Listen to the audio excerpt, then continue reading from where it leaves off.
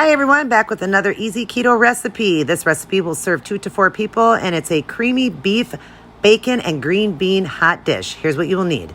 You'll need a pound of ground beef, real bacon bits, a can or fresh green beans, cream cheese, heavy cream, beef bouillon, pink salt and pepper, and then you'll need a fry pan with spatula and cover, a 1 cupper, and a tablespoon. Let's go ahead and throw our ground beef into our fry pan.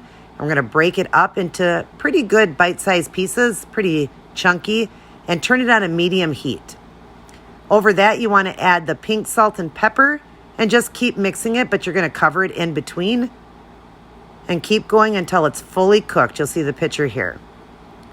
Once it's fully cooked, then you want to go ahead and drain off all the grease, put it back on the stove, and then we're going to add the ingredients. You're going to add a half package of cream cheese, 1 cup of the bacon bits, 1 cup of the green beans, 4 tablespoons of heavy cream,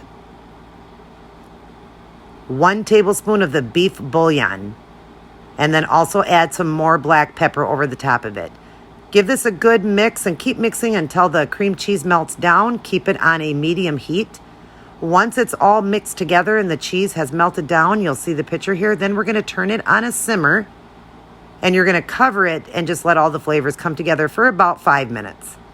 Once it's done, there's the picture there. You'll see it, and it's ready to go. Now, I made it into 2 servings. The whole pan there was 10 net carbs. So right there I have 5 net carbs. And let me tell you, this was absolutely delicious. I talk about it in my video that you'll get later. I'm sorry that this is a day late, but I hope you guys will enjoy it. Definitely try this recipe out. It was easy, fast, delicious, and everybody in your family will love it. Always remember to keep it keto.